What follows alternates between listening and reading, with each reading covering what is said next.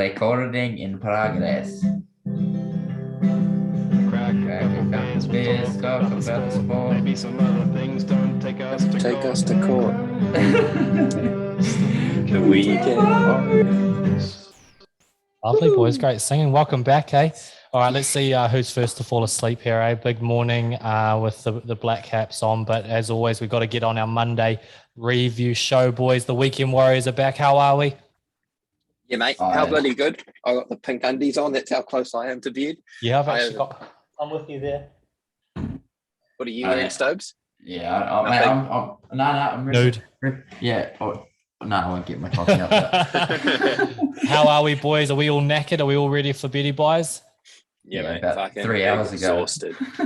Yeah, absolutely. You can't talk. You had a fucking nap today. You can't. Yeah, no. Well, we won't, don't say that on the air. I'll get fired. I was talking to Jack. Yeah, no, that was me. I'll fire myself. All right, lads. Well, we better get straight into it. We're going to have to get it where it's hurting, and that's right onto the Black Caps, obviously. Who? Yeah, no, look. I don't know what you're talking about. We best forget, but we've got a job to do, and we'll do it to our average best. So, Black Caps this morning, obviously, really disappointing in the final. Very amazing that obviously they got there, but in the end, pulled up very short. So I'll quickly run through the scorecard and we'll dissect it a little bit, eh? So yeah, lost the toss. Australia fielded first. We've set 172 for 4.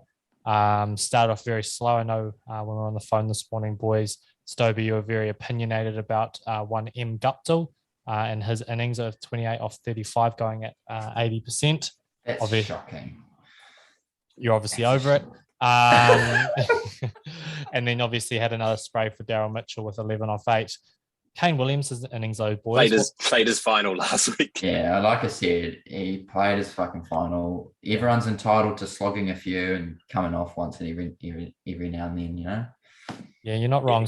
Guppy's not.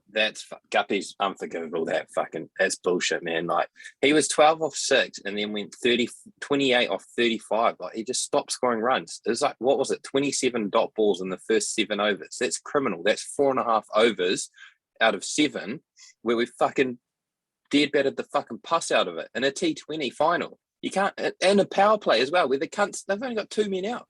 Fucking half a step down the track, Stobie. Say it, baby. Say it. Say it. Yeah. Very nice. Yeah, I know. Look, the thing is that was frustrating about it is that old mate Guppy, it was the same nut over and over again, and he didn't adjust. He just kept doing the same shit, expecting a different result. And it's like, well, mate, that's fucking your brain dead. Like, no, but it's as smart as it is. He's one of the most experienced campaigners in the side, and I just don't think he. I don't think he showed that, and it's a bit of a shame. Like, you don't want to spray anyone. No, you do. But yeah, I do.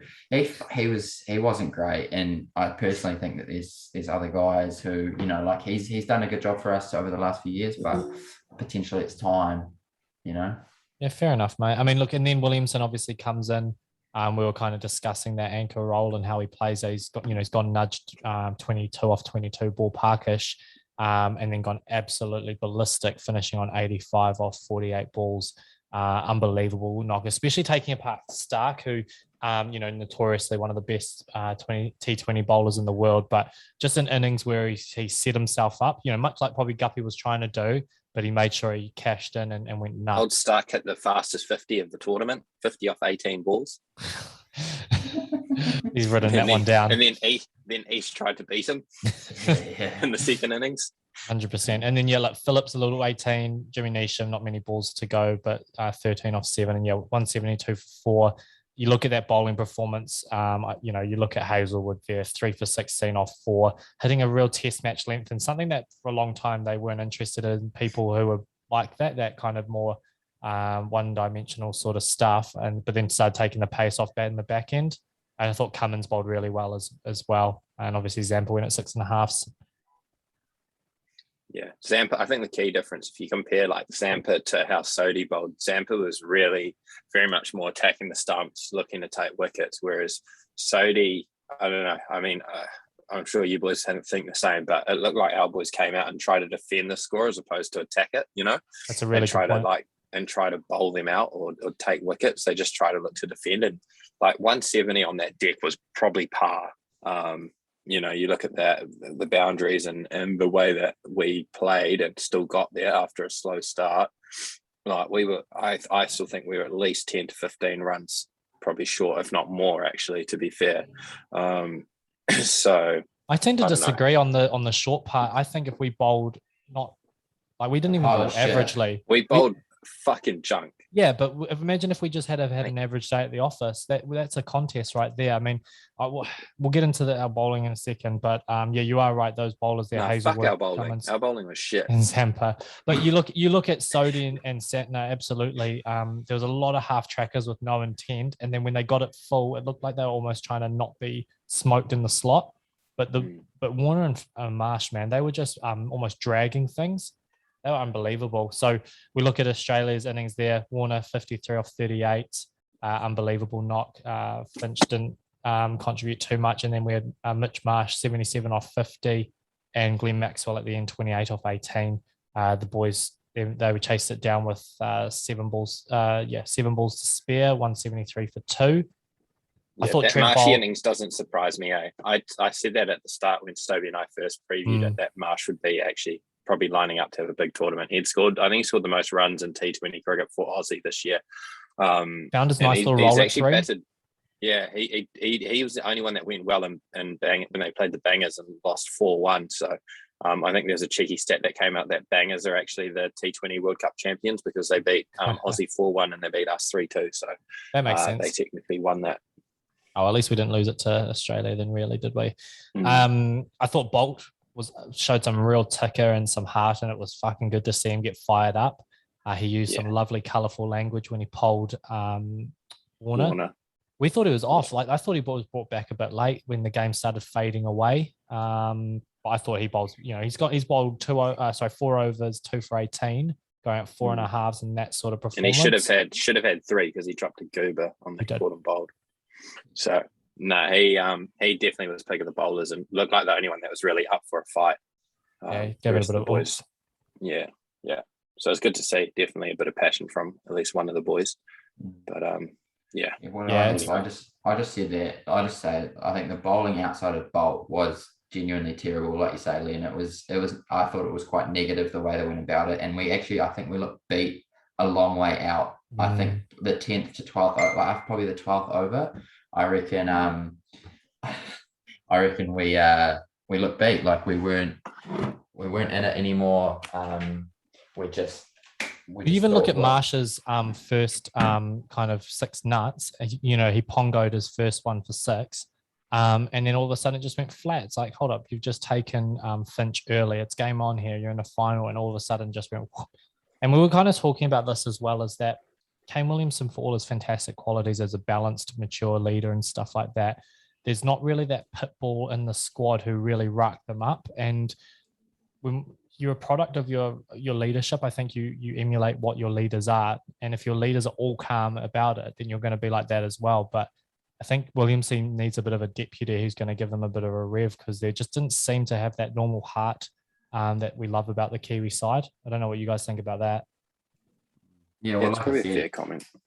I agree. Like I think, but like I said, we looked beaten a long way out, and I think that comment about you saying, you know, Marsh hit that 6 first up, and we were like, oh, and that was almost like the final, the freaking one-day final against Oz when McCullum got out first over. Or was it first? First over. First over, and then it was almost like it just felt like real flat from then on out. It was almost like one key moment ended us, and it's like, hang on a second, 2020 cricket, a couple poles or something, a couple tight overs, things can change pretty quick, and we just didn't change the way we went about things. I think we, I would have thought we would have bowled similarly to what the Aussies did and take a leaf out of their book, because I thought that they bowled really well, and we just didn't. So I don't even think that it was the issues with the plans. I think it was just poor execution for a lot of it. Like there was a lot of, not even half trackers with some intent, just some short shit. And it was almost like school cricket where you're getting on your, 1-2 step pull shot off the spinners. It was real average to watch. Right. But just quickly, Southie win at 11s, Ish win at 13s, Nisham won over for 15. Just not good enough, unfortunately. Disappointing. Obviously, we and the good thing is at least we're expecting better of this side. We've made this final. We had the One Day World Cup two in a row, finals, and obviously the Test Championship. This is our golden era, and we just want some more silverware to go with it, right? Yeah. All right. Yeah. Fuck. I had enough of this shit. I'm still depressed on it. So cool. All right. Thanks for that. What Len says we must do. How high do you last want one? They didn't even use Steve Smith, Stoinis, or Wade. Fuck me, they had some batting. All right, we'll move along to help Len with his issues. That's what we do here at the Weekend Warriors.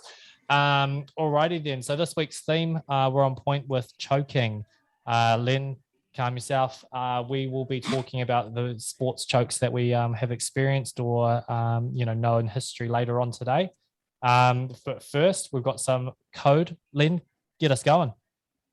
Yeah, absolutely. We got some code, mate. We got the NPC semis over the weekend. And first matchup was Manawatu up against the Otago boys. And Stober, you hit the fucking hammer on the nail there with that one and said Otago were peaking at the right time. And fuck me, they peaked all right, 44-16.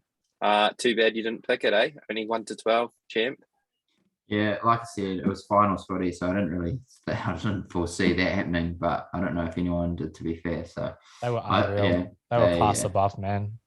Josh Ioane at first 5, that try he set up where he's scooted through the props, goosey the guy out the back, and then grub it into the corner was fucking classy. Yeah, not bad. Did you just make that up, or did that actually happen?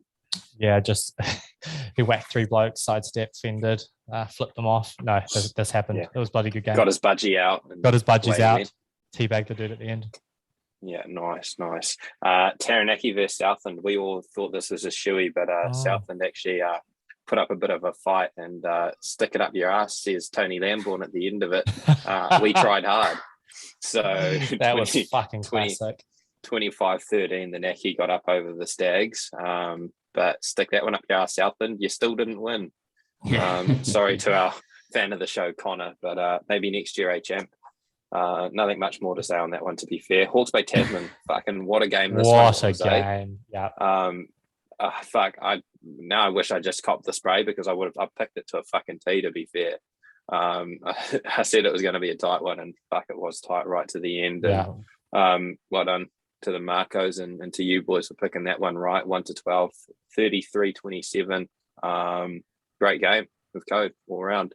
And Tasman, I think, just showing their finals experience and just those key cool heads and under pressure at the end there got them home.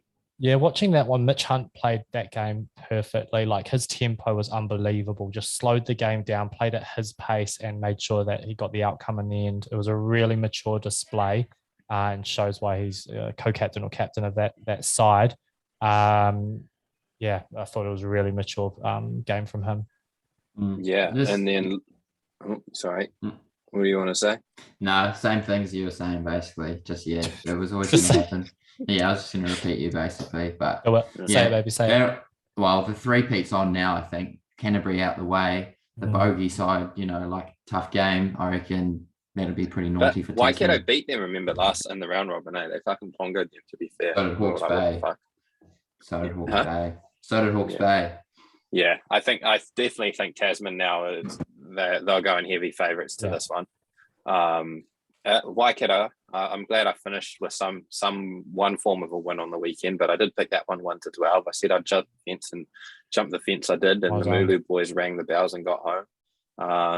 17-14. It was a bit of a scrappy game, to be fair, I thought. But bit of weather? Yeah, a little bit of weather around from memory. I can't even remember what I was doing on Saturday night. I was probably sleeping, actually. I was pretty dusty. Nice. Yeah. The old 4 a.m. walk up Mount Hobson on Friday or Saturday morning wasn't fun. Ended up with a bottle of Verve poured over me, which was always deserved at 4:30 in the morning. Yuck. But anyway, we rest in peace that white shirt. I've tried to scrub the stains out of it, but she's gone. So Sports Club, you're gonna have to send me out a new one, please. Thanks, mate. Fair enough. Anyway, that's me for the footy. So we got the finals this week, so we'll talk about that one later on in the piece. But should I just crack into? Am I talking F1 now as well? Yes. Yeah, you boys We can can all switch go off to if you sleep want. now. But we can all go to sleep. Yeah, we picked it. Yeah, we I'm did. fucking You boys rising are here, Fuck you, boys. Len. you guys should be fucking. I'm just sitting here messaging you Oh. boys, being like, mate, Hamilton's racing an unbelievable race. He's a fucking freak. How good is he? And you boys are like, huh? Yeah, but earlier, the couple of days ago, there's no chance he's winning because he's got penalties or whatever, and you told us. Oh, we so were you fucked. do want to talk about it? Yeah, because I was right, and you told us we were fucked. I'm definitely Never in screenshotting it. doubt. A Windows, never in doubt. Never mate. in doubt. Coming back Len from has 10th. no idea. You can do all the analysis you want, mate, but when you're as good as that bloke, you fucking get around him. Money in the bank. Nah, to be fair, it was probably one of the greatest drives I've seen, and probably definitely the greatest drive of the season. So he qualified first, and then he got a penalty for his DRS system, which for you boys is drag reduction system. So basically, when you get within 1 second of a car and an overtake, you can activate your DRS, airflow, fucking fly. But his DRS was 85 mil, so his gap was too big, and so he got penalised, got sent to the back of the grid, 20th, and he had to fight his way back. So in the sprint session on the Sunday, he made up fucking like 16 places or something, or 15 places. Started in 20th, finished in like 5th or 6th. Okay. It was fucking absurd. And then, so starting the main race, he had another five spot penalty. So he started the race in about 11th, I think. Within 3 laps, he was up to 6th, and then just fought his way and just kept going and going and going, and flew all the way into first. Ended up winning by about, I think it was close to 10 seconds in the end. So Jesus. absolute gun race from Lewis. He's he's a bit of a freak, and that really throws it open. So three races to go, I think, in the season, and it's anyone's game now. So that he's shut that gap on Verstappen a little bit, which is quite good for him. But that's my name and that's my story, and well done to you boys for picking Lewis Hamilton. And I'm sure you guys both put money on it, eh? It locked my account, mate. shock. You know. Anyway, thank you for that, Len, telling us we were right. Took your time, but we heard it in the end. Just quickly before we go into top 5, just a quick Plunket Shield update. At the end of day 1, we've got Northern Districts getting their first game in after having their COVID delays. They've got 187 all out. Rest in peace to Colin de Gronholm's mullet. You didn't need to do that, champ, but you have. In reply, Canterbury are 82 for 9. Not quite a good response. And then in the other game, Wellington Firebirds 233 for 9, batting first against the Stags. Still no Auckland in the mixer. Alrighty, lads. Let's have a little look here, eh? We've got top 5 combined time. You know what it is. We get a topic. We pick our top 5 biggest chokes of all time. Alrighty, boys. Stobie, start us off, please. Stobie. You want me to run through all of Yeah, 5. them at once, or are we going around? Nah, same as always, mate. Top 5. Just top 5, not your honourable mentions. Yeah, fuck. Okay. Oh no. Okay. So, right. In your own time, champ. We'll crack into it then. We'll wait for you, mate. Don't worry about it. When you're ready. I think Stovey's having technical issues. Look, either that or calm he's down. forgotten how to Right, speak. Golden State. Yeah. Oh, have I gone missing? Have I? Just speak. Shut up. Right, Golden State losing 3-1 lead to the Cleveland Cavaliers in the finals in 2016. Disgraceful behaviour from the Golden State Warriors. The ABs versus France in the World Cup quarterfinal. Was it a forward pass? We'll never know, but what a shambles of a thing with an unbelievable side. One Day World Cup, New Zealand, ×2. Inexcusable. 2 opportunities, both times. Probably shouldn't mention the second time, but not ideal. Bit of a choke. And then I've also gone with England football, just in general. Those lot are a shambles. It's never coming home. They need to give it up the ghost. Those cunts need to fucking make up a new song or celebrate or support another team because they've got no chance. They're an absolute disgrace. So that's my name. That's my story. Go the lads. Leonard. Your turn. Very Thanks for that, good. Stobie. By the time you got Not- there, it was really worth hearing. Yeah. I was glitching out thanks Oh, to mate. our Stumbling systems. through that. Thank you, Len. Your turn. Yeah, mate. Okay, so biggest chokes. First one is the ABs, just from 1991 to 2007. So cleaned up the first World Cup ever in 1987, and then it's safe to say we've been the favourites ever since, and we just choked massively through that period. And then obviously finally got our shit together in 2011, went back to back in 2015, and then the wheels came off in 2019. So let's see what happens in 2023, eh? But that's number one. South Africa at Cricket World Cups. They got to be up there as some of the chokers of the tournament there. Probably unlucky not to get through to the semi-final of this year's edition, but they probably would have choked anyway. So who cares? Then I'm going now. My top three gets quite difficult. I'm going to go the Melbourne Stars and BBL 08, so 2019. You could go any they year were for them. chasing. They were chasing, I think, 145 to win, and they were 93 without loss, like absolutely pissing it. And they finished up on 132 for 7, and blew it. I think they had about 8 overs or something to chase 50 odd runs, and they fucked it. So that's up there with fucking it in terms of a cricket chase. Yep. The next one is a bit closer to home, and Stobie, I think you're a part of this one, mate. It was our one-day semi-final against old mates Takapuna, the Pirates, back some fucking over at Oniwa Domain. And who was it? You that ran in and bowled, nicked off O'Dowd, or was it Hawks? I think it was Hawks, eh? And it got dropped. Yeah, dropped by the one and only. That was Hawks, yeah. Yeah, Hawks runs in, nicks off Max O'Dowd. Who was at the World Cup just now? Dropped by one of our listeners, and friend of the show. And no, he's been on the show. It's Christy O'Brien. Say it. I was trying not to name him, but Christy O'Brien dropped the semi-final, and then old mate went on and pongoed how much? 150 odd. Yeah, got a big. And then I guess the nightmares that I still have to this day of me running in with Will O'Donnell waving his willy above his head, in some mad dog baseball style, just to pongo me back over my head.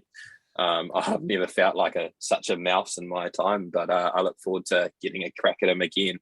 But they went on and posted 380 odd off 50 overs, and well, what would you know? But University come out and start wangoing it everywhere, courtesy of Graham Clark and Connor Ansell. And I think we flew out to what were we about 240, 240 for 2 off 20 odd overs or something. Yeah, we were smoking it, mate. We needed about 140 with 7 wickets in hand and 20 overs to get it. And on a tiny ground as well. Yeah. On a very small ground and on a very flat deck, and someone put the collar around the noose around our neck and fucking choked us out. So we just jumped straight off the tree and hung ourselves, and fell about. We ended up losing by about 100 runs in the end. I think we were bowled out for 280. Yeah, bowled out for 280. So 240 for 280 all out. Not good. So that's up there with the choke of the season. Happily a reserve player that day. Yeah, and then the biggest one for me has got to be the 34th America's Cup. Team New Zealand, San Francisco, I think it was, 8-1 lead, one hand on the old mug, and then old mates figure out how to sail a boat and come storming back and win 8 on the trot and beat us 9-8. Yeah, that's a shame. It's 2013, that was final year of school. I remember that.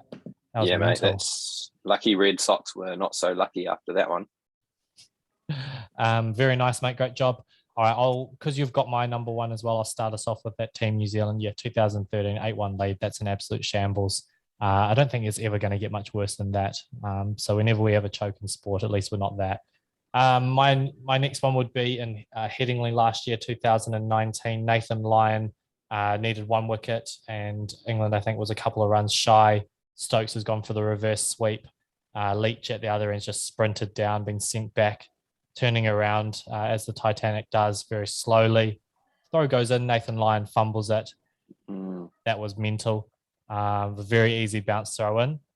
My next one's England at World Cups or Euros. doing penalty shootouts. They suck at them. So 1990, 96, 98, 2006. And then it was 2018 was the first time they won a shootout at a World Cup. And then, just this year in the final, not going so well. And obviously some horrible backlash off the back of that for the two young blokes who got racially abused. But they suck at shootouts. Next one is going to be 2017 Super Bowl, 28-3. It was at the end of the third quarter, Patriots versus Atlanta. Stovey, thanks. You all right there, buddy? Yeah, I'm just All right. listening to your story. And then Patriots go on and score 31 unanswered points in the last kind of quarter to win it, the Brady effect. And then my number one is Liverpool versus AC Milan, 2005 Champions League. I remember I was 10 years old, got up that morning and watched it late to school because, they were 3-0 down at halftime, Liverpool. And in the final, you're pretty fucked at that point. Steven Gerrard goes into the change room, gives them an all-time sort of speech, comes out and drags them to 3-3 at full time, and then into the shootout, and Jerzy Dudek with the dancing goalkeeper onto that night at Istanbul, one of the most famous sporting events of all time. Yeah, that is my it's name. one of That's the my few story. football memories that stick with me. That and the All Whites draw against Italy. Yeah, absolutely. So that's them. Alrighty, Stobie, some international code for us, mate. Not so good for old New Zealand again. Yeah. I won't linger on this one too long. You guys potentially, I don't know, Len, you were up. Were we always up for the Ireland game or nah? No, mate. Thankfully, I decided to sleep in and watch the replay in the morning because what a shambles. But I can tell you one thing: Ireland. I think if it was any other team other than the All Blacks, Ireland would have pongoed them by fucking 30 or 40 points. Yeah, they were on. We made 160 odd tackles in the first half, and they made about 35. They had, I think, over the course of the game, they had about 70 or 80% territory possession. Like they were just all over us. Like you look at it two ways. Like Ireland dominated us, played really well, but we fucking, to be fair, defended pretty bloody well to still be in with a crack at the end. Yeah. I mean, that's what we're good at, and I mean it's an interesting one. Ireland and New Zealand is always pretty epic clashes in general, and they generally are pretty close, and we probably I don't know, I suppose we're pretty biased when it comes to the ABs, and we sort of get up for them and think they're going to pongo everyone by a whole bunch. But I think the other sides around the world are catching up, and that's what's happening. They're getting better, and rugby across a whole bunch of different countries is growing massively, and they are. I think it's good for the game in general. Massively. Like, it's so good. You get fucking sick of the ABs just pongoing every fucking team every weekend. Like, just no fun after a while. It's actually good to see some good competition. Yeah, and it just makes for better watching because you actually don't know who's going to win. No, absolutely. I mean, it's quite funny. I think it takes a lot of time for AB's fans to get used to. So I think it was like, oh yeah, this is great, we're winning everything, and like it does get a bit dull. But then on the other end of the stick, everyone has a sulk when they lose. Yeah, so exactly. Can't win. But so 29-20 to Ireland. So close game, but Ireland come up trumps there. We had South Africa beat Scotland 30-15. Argentina beating Italy 37-16. England beating Oz 32-15. So I think you boys are on the money with that one in terms of England winning 13+, and old Stobie Stokes had no idea. Obviously I think Jack, potentially that whole Quade Cooper yarn is coming to fruition, mate. Yeah, you pricks laughed at me. Enjoyed laughing at me too, and obviously I was right. Yeah. Well, no, England have just pongoed. England are a good side, mate. They pongoed Aussie the last fucking 7 years. But actually, undercover game of the round, Fiji Wales. That was a fucking beauty up until Fiji got a red card, and Wales ended up scoring right on full time, which blew it out a little bit. But I caught a little bit of that, and that was actually not a bad little game there. The old Fiji Wales. I actually tried to turn it over, watching the cricket, but couldn't quite get away with it. I had to turn it back to the cricket. Yeah, fair enough. Who would let you do that? That's a shambles. But Fiji are quite exciting side to watch anyway. So that's good. And then France did a number on Georgia 41-15. So a couple rogue games in there that I've thrown in. There are actually some more which are even more rogue. Like I think Portugal played. Who did Portugal play? fucking Japan. Portugal played Japan, and Japan only just beat them. Yeah, they're on the up, Portugal, eh? Go them. You know what That's other so result? good. Did you say South Africa beat old mates Yeah, 13 yeah. plus, which I picked and by you guys 15. didn't? Yeah, well, I thought it would be a bit closer than that. I mean, it was only 15. It's not like they fucking smoked them, but congratulations, Len. You can take your. I've got to take my wins where I can get them because they're few and far between at the moment. Yeah, we're no good. We're a shambles. But yeah, so that was the international rugby for the weekend. There's quite a bit of it going on at the moment, which is quite cool. It's just a bit of a shame that it's at balls o'clock in the morning. So yeah, I know that's the only thing. It's the fucking times. But anyway, we move on to bigger and brighter things, and I think it's a bit of time for us a bit of hit it or nick it. And fuck me, old anonymous listener, better to have taken a leaf out of our last listener's book, because I'm sick of this fucking PC bullshit. So what have we got this week from going to be Mr. rogue. Anonymous? Hopefully we're not too loud. Let's have a look at this. Oh dear, I'm nervous. Yeah, boys, looks like I can't win with you. If I make it too safe, then Len almost fires me. But if I make it too filthy, the two lads in a relationship get awkward and things get embarrassing. So, sorry, relationship boys, but biggest chokes. Choking your partner during sexual intercourse. Do you nick that? Oh. Wow. Lynn I obviously don't know how didn't check again. Yeah, I think this is Yeah. a massive personal preference. Nah, this is all good. Fuck, whatever. It's a massive personal preference thing, is it not? It's a consent I mean, thing. it comes down. all Look, day. it comes down to consent, right? Yeah, At the end fuck of the yeah. day, Put that shit on a t-shirt. let's just let's just clarify one thing. There's a difference between choking, and it's consent in the middle. 100%. So, I Safe think one of the environment. key things. Yeah, and I think one of the key things that I think a lot of young people in particular get wrong with sex, especially at a young age, is they're all too scared to talk about it and like communicate, and it's still very taboo. And I think fuck it, like everyone's fucking mate. You get horny from time to time, so what? Like fucking, you might come in a sock, you might come in some side of someone. I think the key there. I think really asking talking about questions it. of what someone else wants is actually really cool to like be able to go, I care about your enjoyment of it. And if that includes that one, sweet. If it doesn't, then all good. But I think being considerate for what someone else is looking for in the room is going to go a long way. Yeah, absolutely. And it's about I mean, it's about making sure the other person's having a good time. So I think if you can communicate with them, find out what they enjoy, and maybe they'll reciprocate it back to you, right, Stovey? Is that how you play ball? Absolutely. Choke me, choke you. It's all it's all fair in love and war. Yeah, look, if someone wants it, respectfully, I'm a kind man. I deliver on what people want. So, if they want it, I'll hit it. If they don't want it, I'll nick it. So we all Simple as that, confidently really. saying based on consent, we're all hitting this? Yeah, provided there's consent. Yep, and it's I'll happily hit it and I'll happily nick it.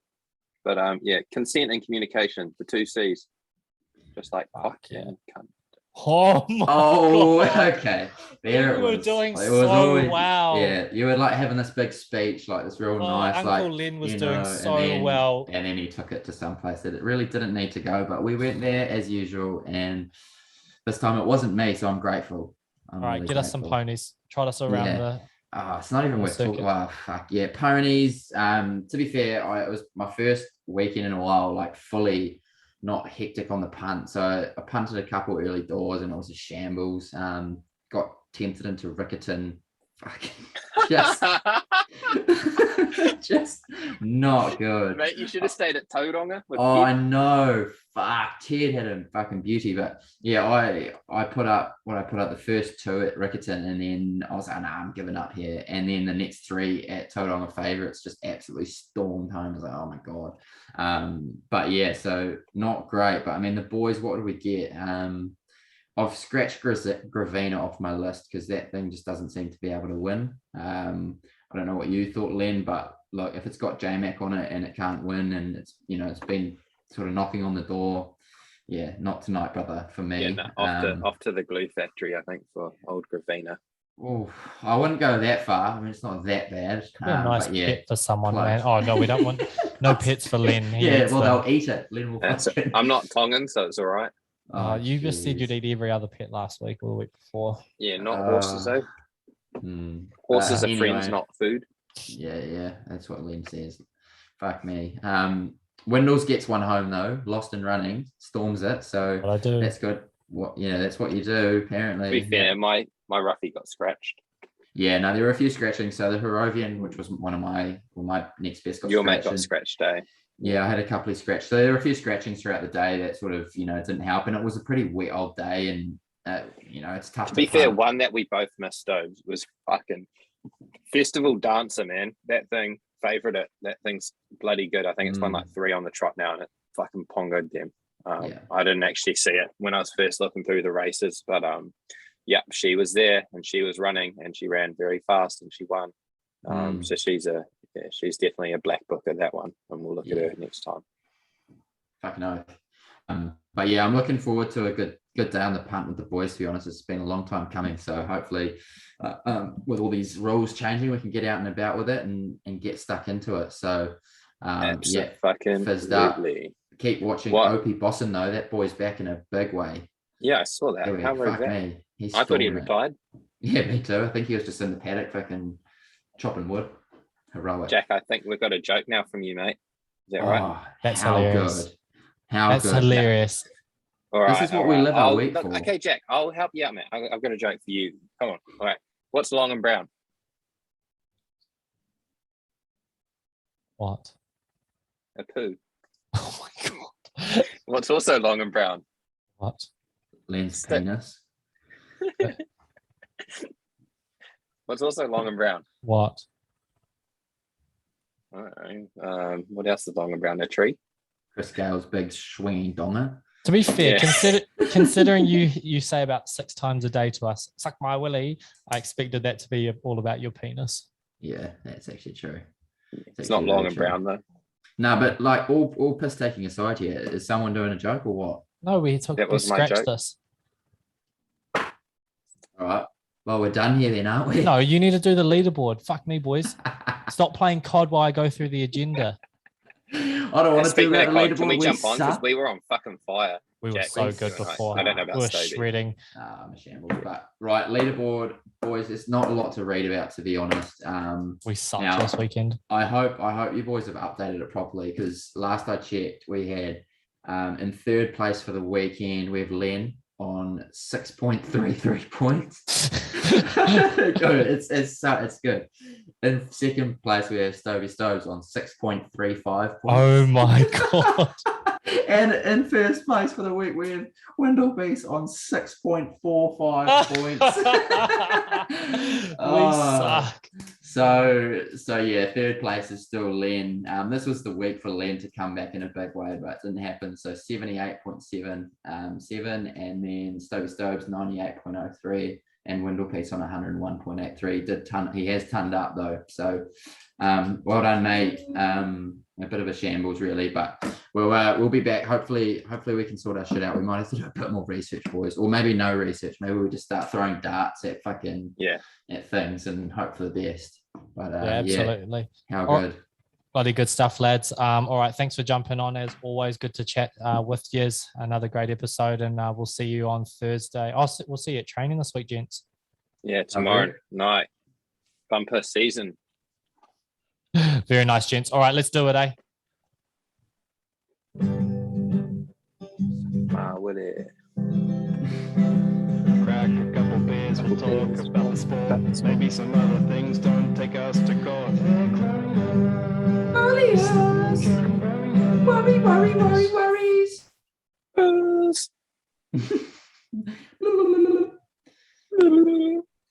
Crack a couple beers, suck on my balls. Rub your willy all over my walls. They call us the root.